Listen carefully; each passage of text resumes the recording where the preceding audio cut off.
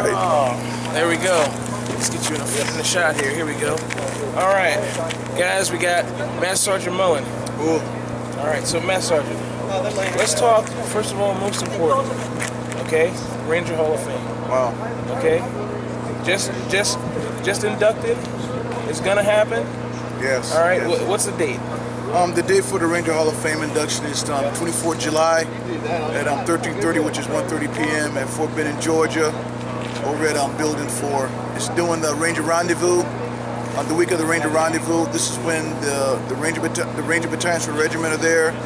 A lot of the Ranger organizations have their reunions. We're going to have the Merrill's Marauders there, original Merrill's Marauders, Darby's Rangers, the Korean War Rangers, Vietnam Rangers, and Rangers who fought from Vietnam on to Desert Storm, Grenada, and the global war on terrorism is taking place now. What does this mean for you? With, all your peers, and, it's got to be huge. It is very huge, and it's very humbling to even get inducted into the Ranger Hall of Fame.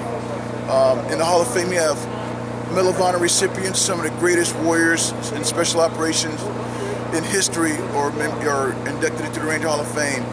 And to get inducted with my fellow peers, I'm going in with some heavy hitters, is truly an honor, and I'm very humble. It's very humble because you always feel that you're not deserving to be in it, but I just want to say thank you to the Ranger Hall of Fame board that they saw fit to induct me to the Ranger Hall of Fame. That's great. That's great. All right, so Ranger Hall of Fame, okay, and rumor has it you guys are doing great today. Yes, we've been doing pretty good, but both sides have been doing pretty good. The Russian side and our side. And this morning's scenario, it started out, we had some problems with our communications.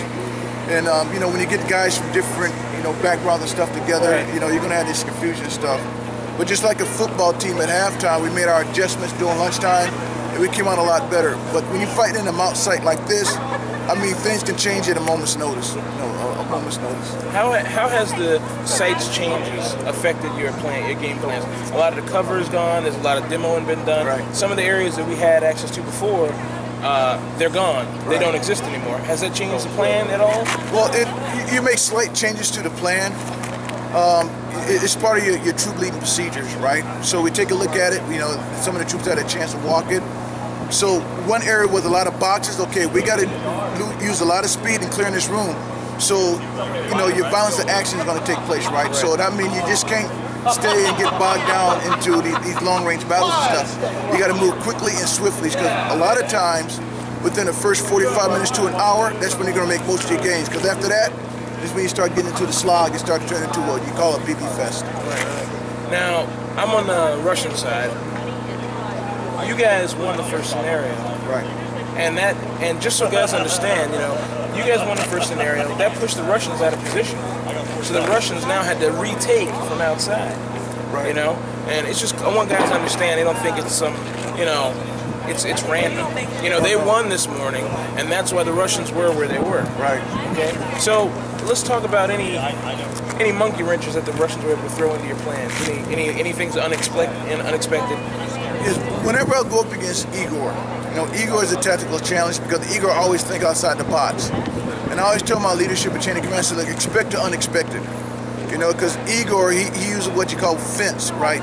You may be thinking he's attacking one way, and all of a sudden he'll just come up another way with a whole big, element, maybe 2 platoons that take you down. So there's always a fluid battlefield. It's asymmetrical, 360, so you always got to be on your P's and Q's. Now, one thing that surprised me about the Russians is they counterattacked it real effectively. I told my guys, you make a gain, don't relax. They'll make a gain, and all of a sudden the Russians, the counterattack, they push us out of position, and then we get into a fest trying to get the ground back. So that's one of the things that was very surprising about the Russians. Right. Now, in the second scenario today, it seemed to me that you guys, the defense game was where it needed to be, and your guys were all in the right place. Right. Because I don't think we took a lot of ground, but it seems like you guys were just right where you needed to be. Okay, I want to tell you, it's not a secret, but I'm going to tell you what's going to happen. The most important thing you want to do is you want to stick to your mission. You have to stick to the mission. And you can gain a whole building, right? You can gain a whole building, a whole block. You can gain 4 rooms or 4 buildings and hold it. But if you don't accomplish the missions, the specific missions, it was all in all. So the thing is, you want to stick to mission. Whatever your mission, okay, your mission is to get to a computer. That should be your sole mission right there, to get to that computer and accomplish that mission. Then you conduct your follow-on missions. That's the key right there. Right.